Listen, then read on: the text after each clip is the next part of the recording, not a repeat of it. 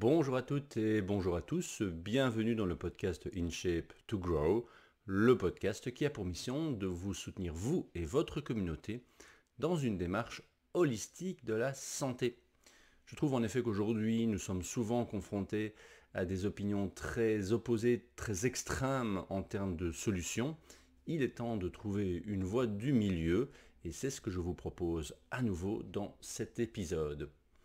Aujourd'hui, je voudrais à la fois vous partager la différence entre l'influence génétique et l'influence épigénétique, mais surtout à travers mes propres tests ADN, parce qu'aujourd'hui, nous vivons à une époque formidable et il est possible effectivement de s'évaluer pour un tout petit budget et découvrir par exemple les origines ethniques pour ceux qui veulent savoir ce genre d'informations. C'est amusant, c'est intéressant, c'est enrichissant, mais en même temps, on peut définir aujourd'hui vos dominances physiques, si vous êtes dans le sport, si vous êtes dans la performance, ou même si vous êtes dans la remise en forme. Est-ce que vous devriez faire plus d'entraînement de type musculaire ou plus d'entraînement de type cardiovasculaire pour votre santé, sachant que les deux sont importants, mais si vous avez, comme moi d'ailleurs, une dominance dans l'une des deux méthodes d'entraînement, eh bien autant effectivement travailler sur vos faiblesses.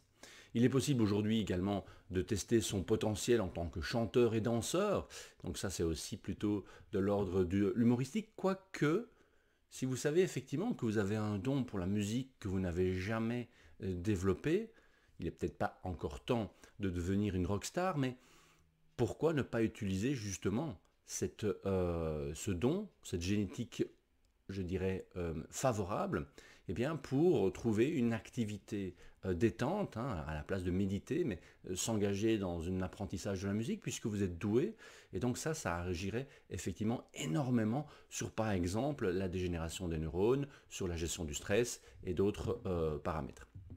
Il est également possible de tester vos sensibilités à certains médicaments, ce qui veut dire que si vous êtes sensible à telle molécule, eh bien autant en prendre une autre pour un résultat similaire, mais pas les effets secondaires, je dirais, indésirables, ce que l'on voit toutes et tous sur la notice. Je ne sais pas si vous lisez les effets indésirables, mais sachez que tout ce qui est noté sur le papier est arrivé effectivement dans l'étude test qui a permis de mettre le médicament sur le marché. Il est aussi possible de tester un risque pour telle ou telle maladie. Je parlais tout à l'heure de la neurodégénération. Effectivement, aujourd'hui, on a pu définir les risques de maladies comme la maladie d'Alzheimer. Alors j'ai bien parlé de dominance puisque le potentiel, ou en tout cas l'empreinte génétique n'est pas une épée de Damoclès au-dessus de la tête. Ça veut dire que c'est un risque, c'est une dominance, c'est une susceptibilité. Ce n'est pas une image figée et c'est ce qui permet justement de découvrir cette science qui est de plus en plus passionnante, qui est l'épigénétique. L'épigénétique, c'est l'influence de l'environnement qui va activer ou laisser dormir justement une spécificité génétique, une mutation que l'on retrouve sur certains gènes et que l'on a mis en relation avec telle et telle dominance, spécificité, point fort ou maladie. Donc les gènes sont des segments d'ADN qui influencent notre apparence extérieure, mais également notre façon de fonctionner à l'intérieur. C'est pour ça que tout le monde n'est pas, je dirais, apte ou dans les bonnes conditions pour suivre un régime végétalien ou végétarien. D'autres sont plutôt efficaces avec un régime de type carnivore ou paléolithique. Et donc si je définis de manière très succincte, parce qu'évidemment j'ai une petite connaissance en génétique, mais elle est très limitée, suffisamment pour justement conseiller mes coachés et mes coachs en termes d'influence génétique sur leur performance, sur leur perte de poids, sur leur santé.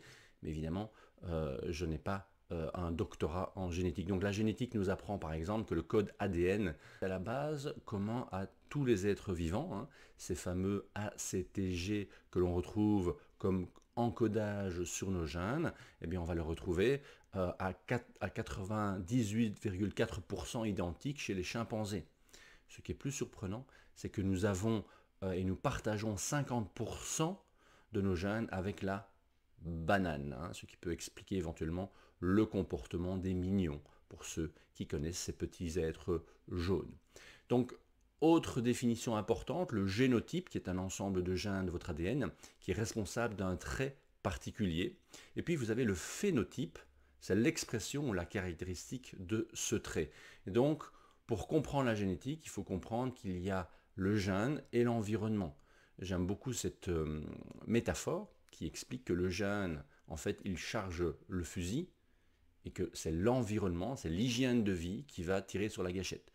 Donc c'est pas parce que votre fusil lié à l'Alzheimer est chargé que vous allez appuyer sur la gâchette. Si vous avez une hygiène de vie qui correspond à la protection de vos neurones, et aujourd'hui on a énormément de données sur le sujet, eh bien vous allez ralentir, si pas éviter, vous allez ralentir en tout cas énormément l'apparition de cette maladie. On parle par exemple pour les maladies cardiovasculaires, eh bien, que l'alimentation et l'hygiène de vie raisonnée peut réduire de 50% les risques cardiovasculaires lorsque vous avez ce profil à risque. Maintenant, si on ajoute en plus les autres techniques liées à l'émotionnel et à la thérapie, eh bien, on peut encore diminuer ce pourcentage. Ce qui est important justement dans la compréhension de cette génétique, c'est que nous avons ces gènes, et puis il peut y avoir des mutations. Il peut y avoir ce qu'on appelle des SNPs, qui sont des Single Nucleotide Polymorphism, des petits changements au niveau du gène qui influencent leur expression.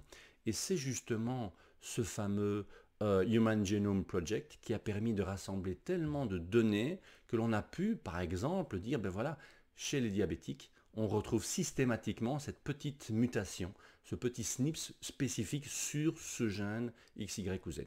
Donc les laboratoires aujourd'hui qui vous permettent d'évaluer votre ADN, eh bien, se basent sur des centaines, des milliers d'études et vont, pour pouvoir affirmer un lien entre un gène spécifique, un SNP spécifique et une maladie, eh bien qu'il faut y avoir au moins 3 études qui le montrent.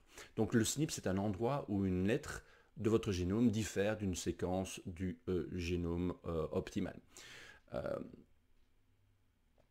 Et donc, en conclusion, nous pouvons voir que les modèles varient entre les personnes et les populations.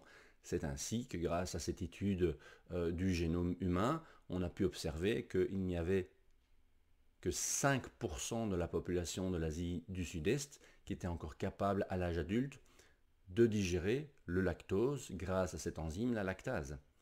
Les pays méditerranéens, c'est 30%. Seulement 30% des Méditerranéens ont encore la lactase pour digérer le lactose à l'âge adulte, alors qu'en Europe du Nord ou centrale, eh bien, on est à 95% de cette capacité à digérer le lactose. Ça veut dire que génétiquement, il n'y a pas de déséquilibre. Par contre, ça ne veut pas dire que, avec le temps, les mauvaises habitudes, le stress, l'inflammation de l'intestin, eh bien, on ne peut pas quand même développer une sensibilité et une impossibilité à digérer le lactose. Donc, comme je le disais en introduction, aujourd'hui, je vais partager avec vous les résultats de mon test ADN que j'ai fait en 2019, au moment de ma formation, justement, et c'était une vraie révélation. En tant que sportif, j'avais l'impression de voir finalement ma vie de sportif sur papier. J'ai commencé le judo à l'âge de 6 ans, je l'ai fait pendant une dizaine d'années dans un club de village, puis je suis passé dans une fédération beaucoup plus reconnue où l'intensité a énormément augmenté. J'avais des objectifs au niveau national, voire international, je rêvais beaucoup à l'époque. Et effectivement, j'ai eu par exemple plusieurs blessures durant ma carrière. J'ai fait un surentraînement en juillet 1997, lors de ma deuxième candie en éducation physique. J'avais effectivement à l'époque, je m'étais blessé en judo justement en début de deuxième candie, pardon.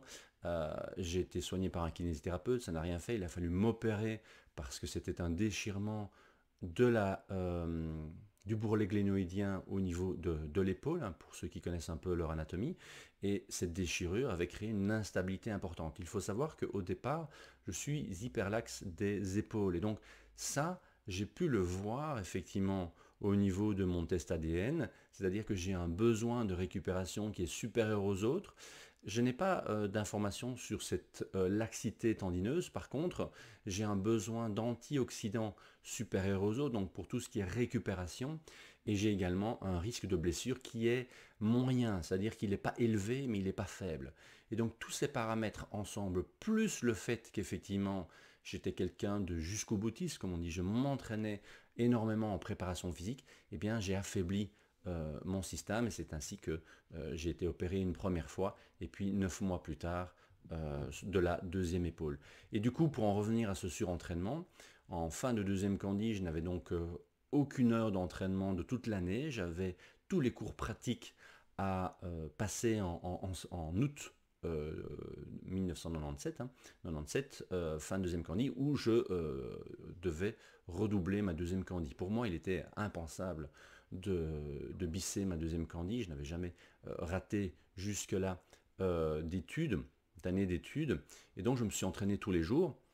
Et puis très vite, je me suis rendu compte qu'un an sans sport et s'entraîner tous les jours, ben, c'était pas optimal et je n'avais pas assez d'énergie le lendemain d'un entraînement. Du coup, je suis allé dans un magasin bien connu pour avoir des boosters de performance, ce que les sportifs prennent. Ça marchait bien. Pendant 3 semaines, je me suis entraîné tous les jours grâce à ces boosters.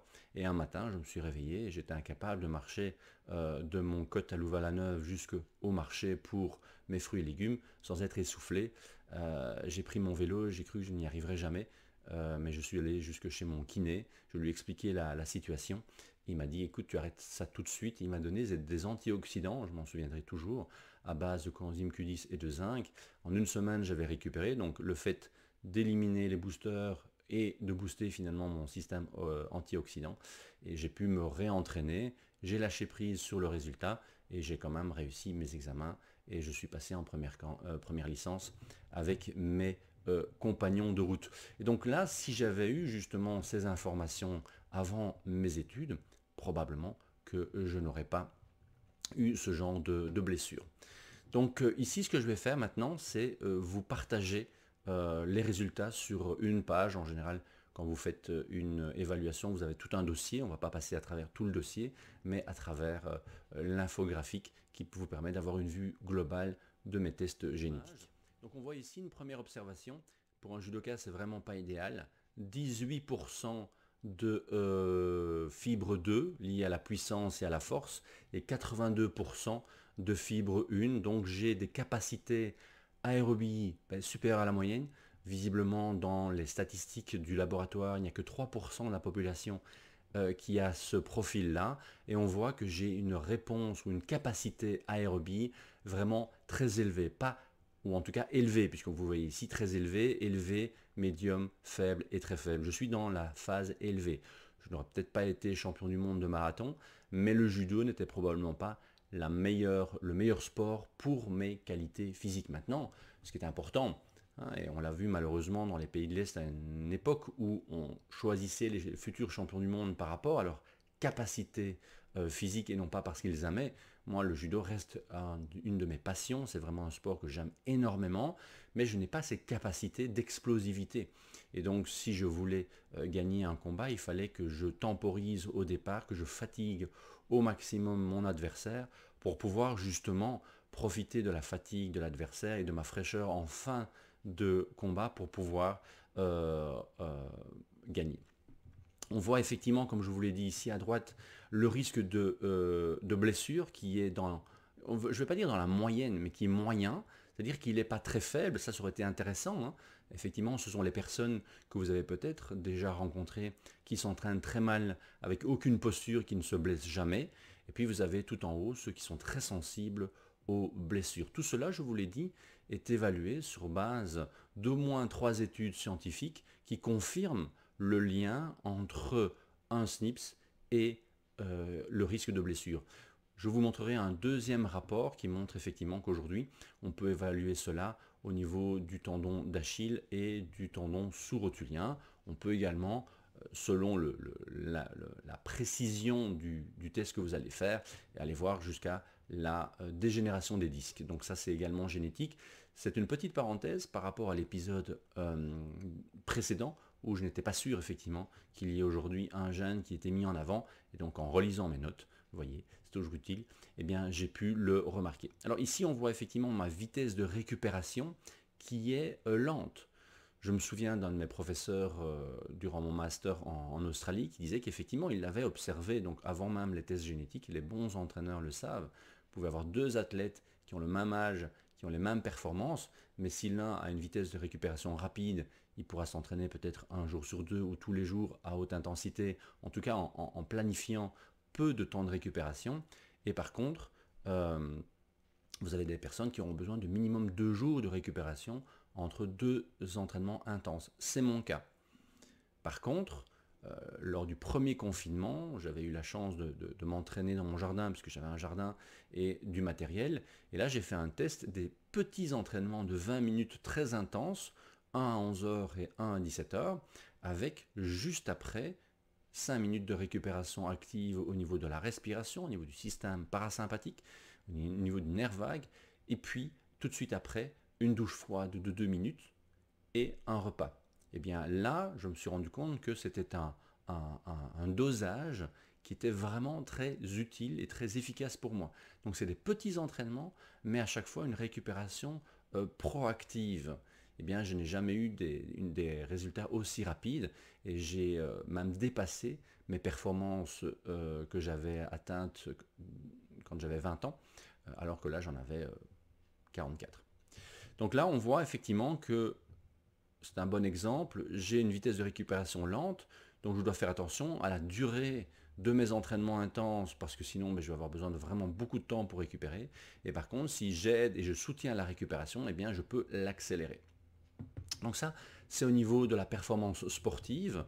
Au niveau du régime, eh bien on voit que j'ai une faible sensibilité aux glucides et une faible sensibilité aux graisses saturées. Donc ce qui est bien parce que je ne dois ni aller vers un régime pauvre en glucides, ni un régime pauvre en graisses, un régime méditerranéen relativement équilibré au niveau des glucides et les lipides, eh bien, mais favorable. Ça ne veut pas dire que je peux exagérer, évidemment. Hein. Si je mange des glucides, un index glycémique élevé ou charge glycémique élevée, évidemment, j'aurai des risques au niveau de ma glycémie et de l'inflammation.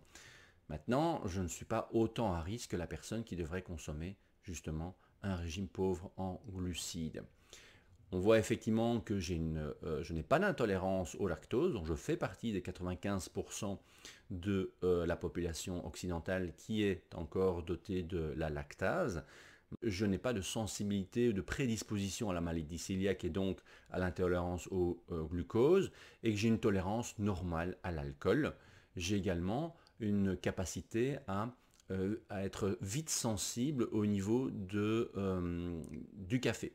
Et donc je dois faire attention effectivement à ma consommation de café, parce que trop de café va très vite avoir un impact négatif sur la gestion de mon système nerveux. Et j'ai une sensibilité élevée au sel. On sait que le sel est très important. Il faut vraiment déconseiller les régimes sans sel. Maintenant, vous avez des personnes qui ont une sensibilité normale au sel et qui peuvent effectivement en consommer davantage, surtout s'ils transpirent énormément, ce qui n'est pas spécialement mon cas.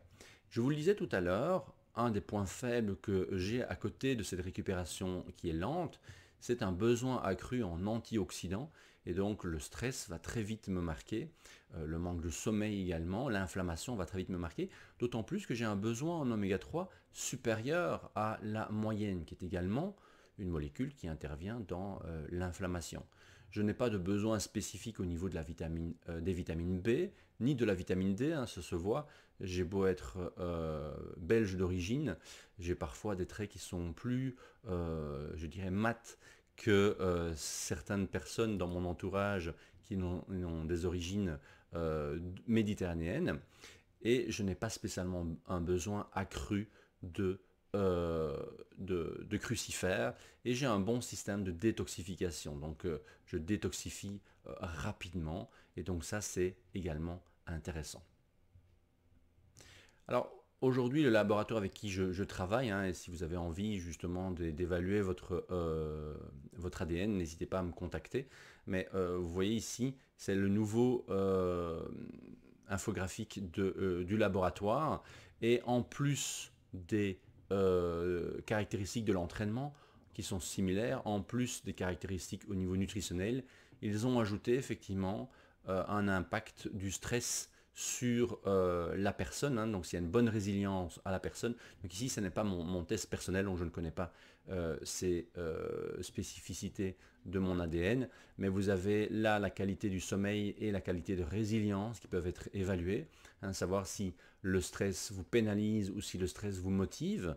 Maintenant, si le stress vous motive et que vous n'avez pas de capacité à vous détendre, il arrivera un moment où cette dose de stress sera trop importante. Donc ça, c'est le danger de ceux qui sont finalement dépendants d'une dose de stress. Puis il y a ceux qui n'arrivent pas à gérer le stress et pour qui le stress va vraiment être péjoratif. Et puis vous avez effectivement le lien entre la caféine et la capacité à s'endormir et justement, comme je le disais, la capacité à gérer la pression. Donc ça, c'est ce que vous pourriez obtenir d'un test basique, effectivement, au niveau de votre génome. Alors, je voudrais également aller sur rapidement hein, un test beaucoup plus complexe sur l'évaluation de votre génome, ce qui est possible aujourd'hui. Hein. On voit que on peut tester votre sensibilité au goût, si vous avez la dent sucrée, si vous avez un risque de prise de poids, je dirais, rapide. Au niveau de la nutrition, voilà, et ça c'est des choses qui sont, je dirais, communes aux tests de base, mais on voit qu'on peut également évaluer le calcium, on peut également définir différents types d'oméga 3, on peut vérifier l'iodine, le fer, le magnésium, le phosphore, le sélénium, les différentes vitamines liposolubles, mais également la vitamine B12. On peut aller un peu plus en détail dans les vitamines B et dans la vitamine C également. Au niveau du sport, effectivement, on a toujours l'impact de la puissance, de l'endurance, et ici on différencie l'explosivité de la force, donc on est également plus spécifique. Je vous l'ai dit, on peut également évaluer votre risque de blessure au niveau du tendon et donc proposer des programmes adaptés à ce risque.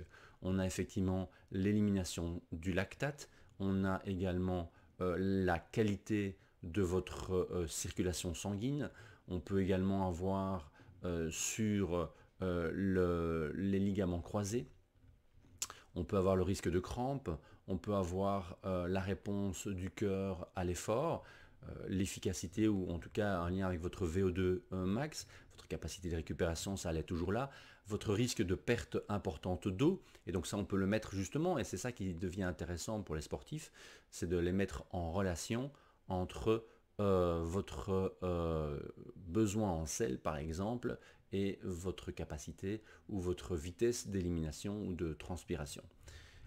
Alors je parle évidemment des sportifs, mais on peut très bien mettre ces éléments-là en lien avec le bien-être, hein. Donc si vous voulez vous remettre au sport, savoir que vous avez une meilleure réponse à l'entraînement musculaire ou à l'entraînement cardiovasculaire est important. Votre capacité de récupération est aussi importante, hein. Si vous n'êtes pas grand fan de sport, c'est probablement intéressant de savoir que 2 entraînements par semaine sera suffisant pour vous s'il est bien dosé et vous n'en avez pas besoin de 3. Par contre, d'autres personnes en auraient probablement besoin de 3 s'ils ont une capacité de récupération plus rapide. Et donc, que ce soit pour la performance ou pour le bien-être, ces éléments-là sont vraiment importants. Ici, vous voyez que le contrôle de l'appétit est génétique, que le risque de fracture de stress est génétique, que la minéralisation osseuse également, que la réponse inflammatoire, que la longévité, que la réponse métabolique, que la tendance à être piqué par un moustique est important. Alors ça, c'est peut-être humoristique, mais ceux qui sont sensibles ou qui sont plutôt aimants aux moustiques, ça peut être important de le savoir, surtout que la vitamine B1 est à certains dosages un répulsif aux moustiques, et donc c'est d'autant plus important pour votre confort durant l'été si vous habitez par exemple au Canada où il y a beaucoup de maringouins, comme on appelle ici, c'est des moustiques mais énormes, ou si vous allez voyager dans un pays où les maladies se transmettent par moustiques. Effectivement, vous pouvez avoir des vaccins, mais vous pouvez aussi avoir votre dose de vitamine B1. Alors là, il fonctionne aussi, mais le problème c'est que vous ne repoussez pas que les moustiques si vous surconsommez l'ail, évidemment, surtout si vous faites du camping. Vous pouvez aussi avoir les éléments génétiques par rapport à l'apnée ou le risque d'apnée du sommeil, le risque d'obésité, le risque ou la capacité à gérer le stress, la qualité de votre sommeil profond, la durée de votre sommeil, hein, si vous êtes plutôt un petit dormeur ou un grand dormeur, si vous risquez effectivement de faire beaucoup de mouvements et durant votre sommeil, hein, et éviter éventuellement d'assommer votre conjoint, pardon.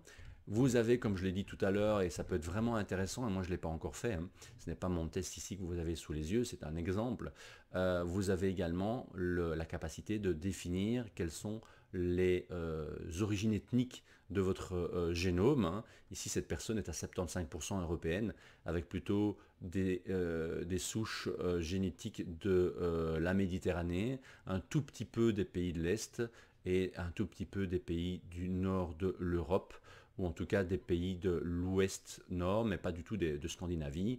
Il y a quand même 22% chez cette personne du Moyen-Orient et très peu de gènes liés à l'Asie.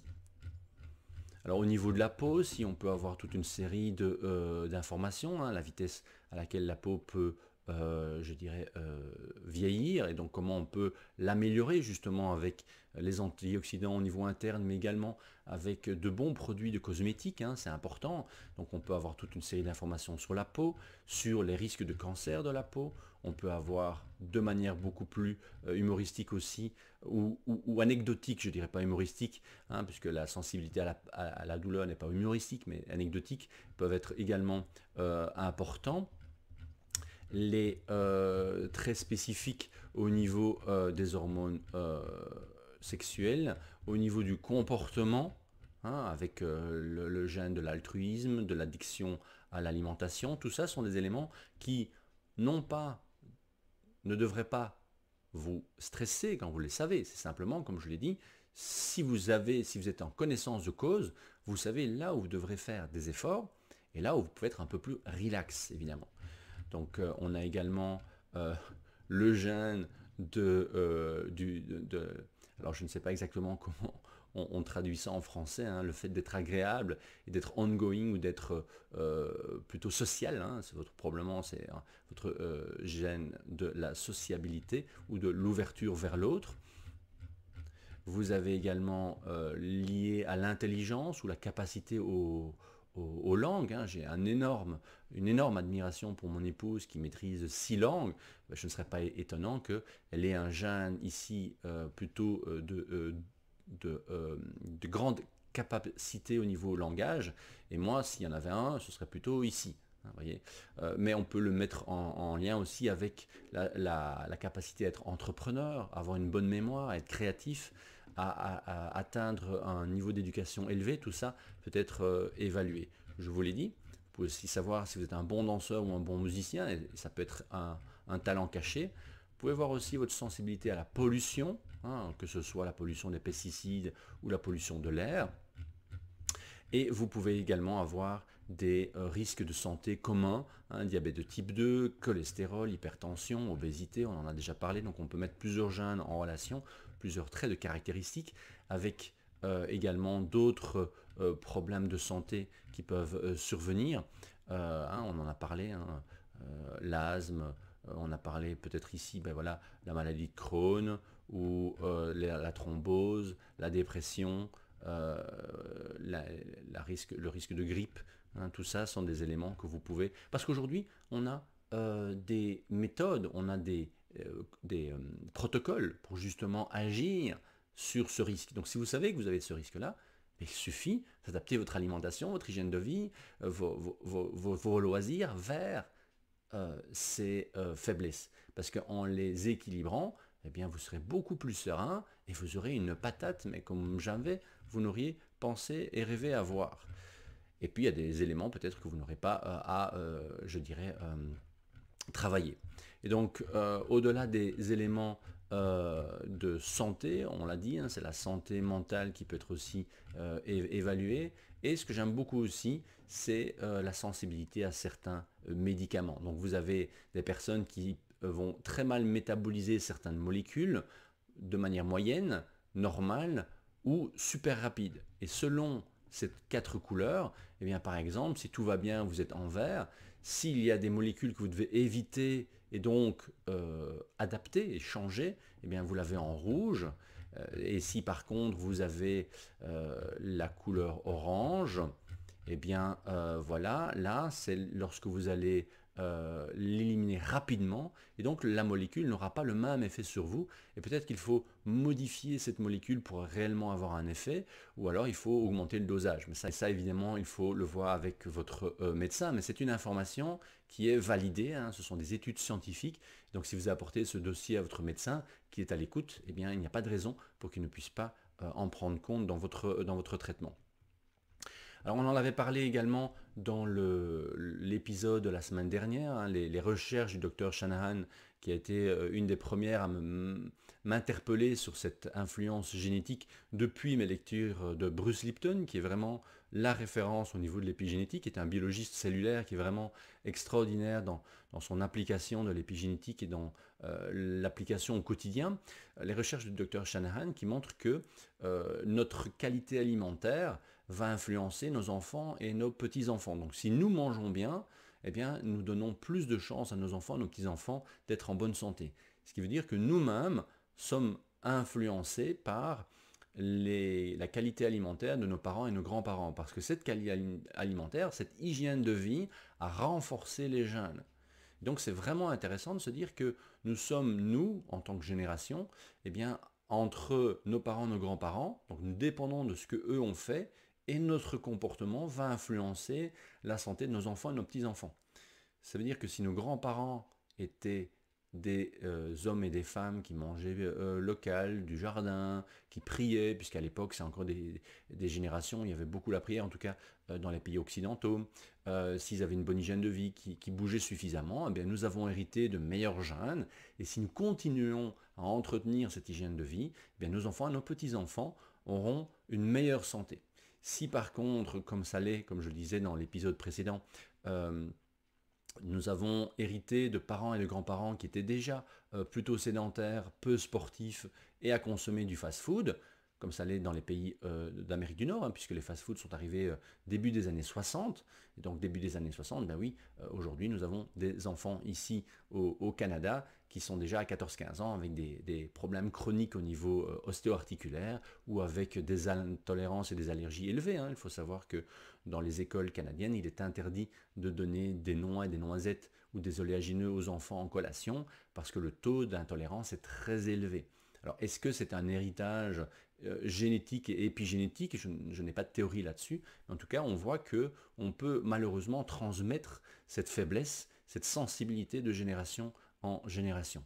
On a également l'étude, la Dutch Hunger Winter, qui est une observation de ce qui s'est passé suite au blocus des Allemands à la fin de la Deuxième Guerre mondiale dans certaines régions aux Pays-Bas, qui ont bloqué justement l'arrivage des aliments, ce qui a créé une famine. Il y a eu énormément de morts et on peut observer chez les enfants des survivants eh bien, toute une série de mutations génétiques, hein, ces fameux SNPs, qui ont entraîné des déséquilibres métaboliques. On a également l'étude du docteur Rachel Yehuda, directrice de la division des études sur le stress traumatique de la Icahn School of Medicine du Mont Sinaï à New York, et qui a observé certains changements au niveau génétique des enfants des survivants de l'Holocauste. Donc on le voit, c'est noté, c'est documenté, nous avons ce potentiel génétique qui peut se renforcer de génération en génération, hein, ou qui peut s'affaiblir. Et donc quelles sont finalement mes 3 leçons, les 3 leçons que j'ai tirées de mon évaluation génétique? Premièrement, c'est découvrir mes propres points forts et mes points faibles et à quel point eh bien, c'est dans ma génétique. Alors, je peux observer, par exemple, hein, que je ne suis pas intolérant au lactose et pourtant, étant petit, le lactose entraînait une problématique au niveau digestif. Ça veut dire que ça n'était pas une problématique génétique, je vais probablement la lactase, mais qu'il y a un autre élément qui a influencé la qualité de mon microbiote. Donc, encore une fois, la génétique, ce n'est pas quelque chose de fixe, c'est quelque chose qui est, je dirais, une pièce du puzzle. et que selon l'environnement, ça va accélérer effectivement une faiblesse ou ça va éventuellement même à certains niveaux la créer. Donc l'environnement est beaucoup plus important que notre génétique, mais en même temps, connaître notre génétique nous permet de nous concentrer sur l'essentiel. Et ça, c'est ma deuxième leçon. C'est qu'en connaissant justement mes faiblesses, je sais dans quelle direction je dois mettre des efforts et je peux donc eh bien, mesurer ces efforts. Je peux les diriger et ne pas courir dans la semoule ou courir comme un dératé dans toutes les directions en espérant que faire plus c'est mieux. Non, lorsqu'on est intelligent, on va justement mettre l'énergie dans ce qui est l'essentiel, dans ce qui nous convient le mieux, dans ces fameux, la loi de Pareto, il y a 20% d'efforts qui va donner 80% des résultats. Et ce n'est pas 80% d'efforts qui vont donner un peu de résultats. Et donc, en appliquant cet état d'esprit, eh bien, on est beaucoup plus serein et on peut faire beaucoup plus de choses. Donc, nous ne sommes pas tous égaux devant, je dirais, les règles. Hein. Il y a pas de... C'est pour ça qu'il n'y a pas de formule magique, finalement. Hein, depuis 20 ans maintenant, j'utilise la typologie métabolique qui est beaucoup plus liée à une auto-évaluation. C'était déjà un principe dans la médecine chinoise, hein, on a des typologies, c'est déjà un principe dans la médecine ayurvédique, on a des typologies, d'ailleurs la typologie métabolique s'inspire de l'ayurvédique et de la médecine chinoise. C'était un peu, je dirais, moqué au début, hein. J'ai lu beaucoup d'articles qui tentaient de décrier ces méthodes. Or aujourd'hui, on peut le prouver génétiquement. Ça ne veut pas dire que la génétique est un tout.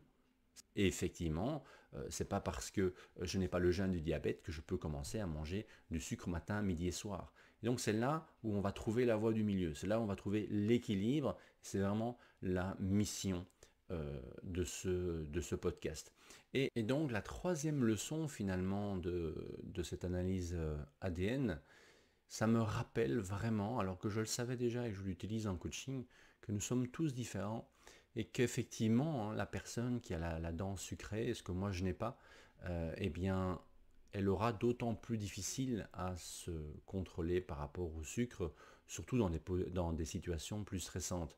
Donc ça me rappelle combien on est extrêmement varié, que évidemment la typologie métabolique, elle m'aide depuis 20 ans à définir si la personne va avoir plus de résultats avec une alimentation plus riche en glucides, éventuellement plus végétale, végétarienne, et puis d'autres vont avoir de meilleurs résultats avec une alimentation plus riche en protides ou en lipides. Ça, c'est quelque chose que j'utilise depuis 20 ans.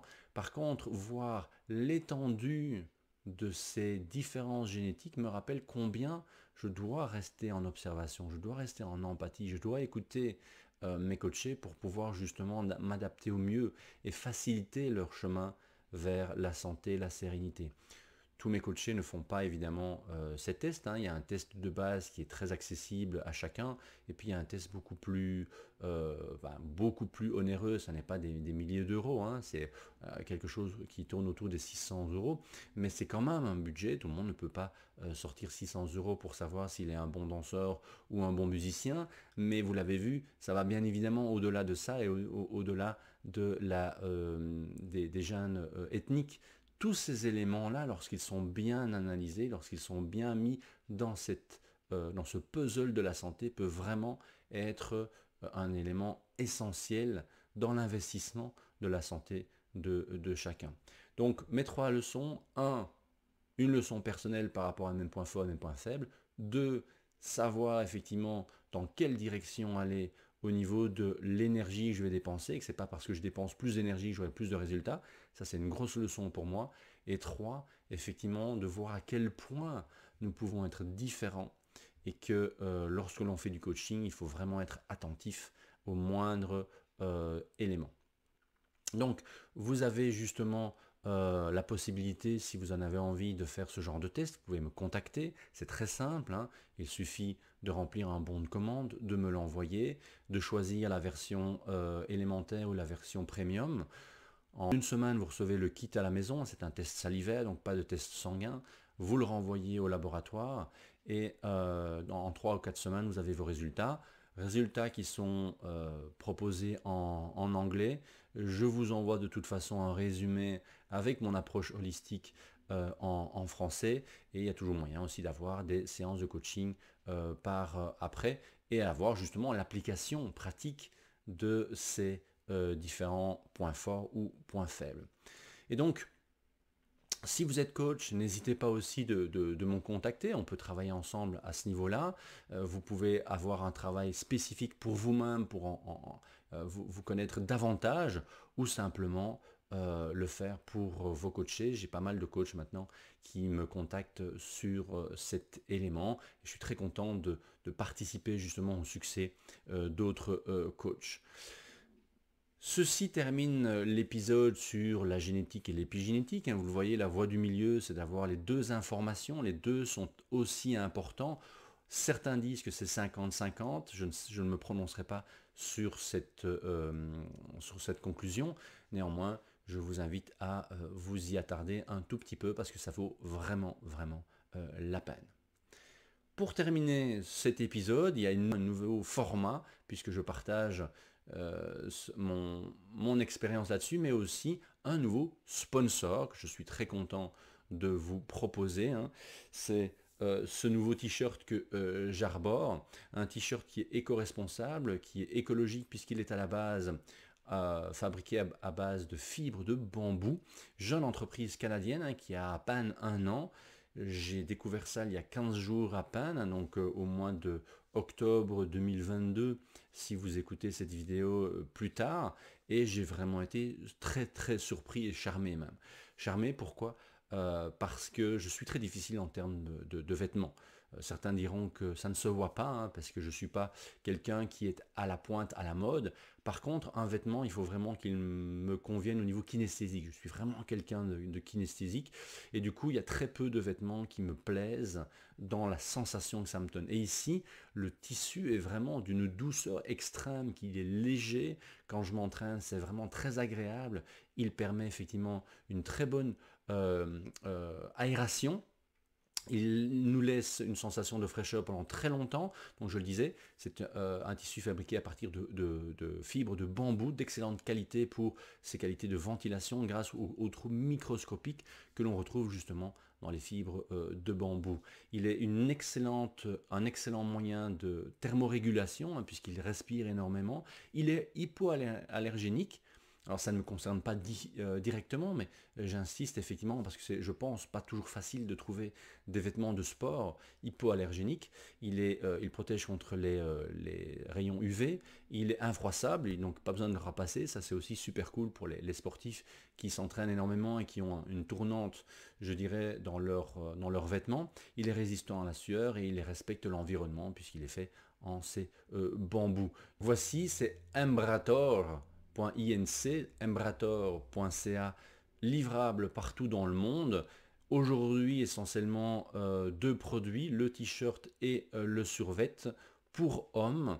Maintenant, j'ai pas mal de clientes femmes qui ont vraiment adoré la texture et le toucher, justement les sensations kinesthésiques de la version survêtements, et donc je vous invite à aller voir leur site et à vous inscrire justement sur leur page Instagram.